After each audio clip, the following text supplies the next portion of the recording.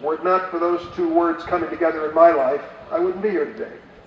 My mother was an immigrant to this country. My father raised on a farm in southern Illinois. Neither of them made it to high school, but they wanted their kids to do better, and so they pushed us forward.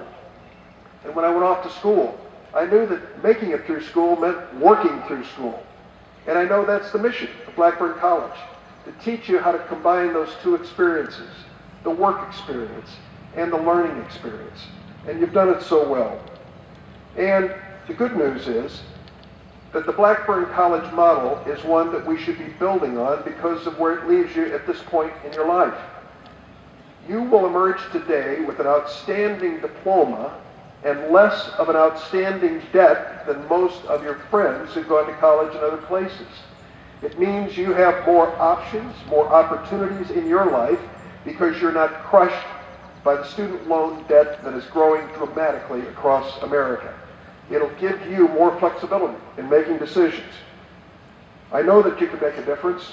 I want to especially add words of recognition for Amanda Orzakowski, who is here, and she has been recognized already as the student marshal. Pretty good in math, I understand, Amanda? Yes. She's off for Teach for America.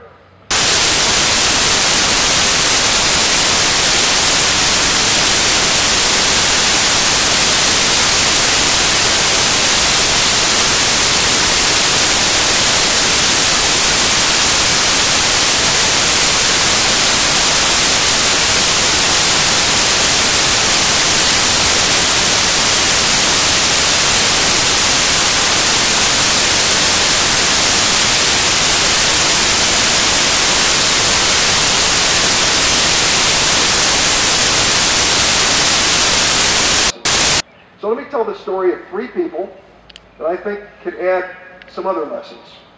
This week, the world lost an amazing writer and artist whose work many of us know as parents and you may know as children. His name was Maurice Sendak.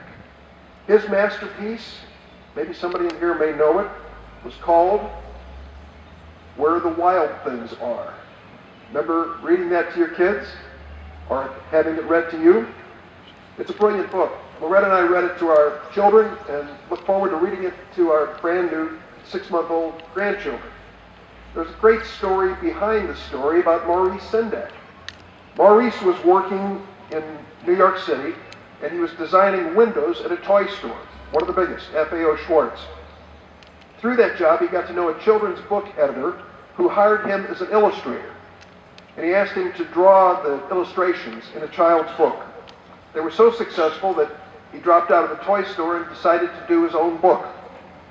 After a few years, he was asked to do a book and design it himself. It was a big risk. He'd never written a book in his life.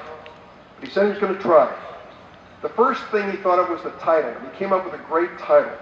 And it was called Where the Wild Horses Are. There's just one problem. Maurice Sendak couldn't draw a horse to save his soul. He showed his sketches to the editor, and she agreed. She said, you got a $500 advance to write a book. You have to come up with something. Maurice, what can you draw? He said, things. I could draw things. He thought about what used to scare him when he was a little kid. He told a story about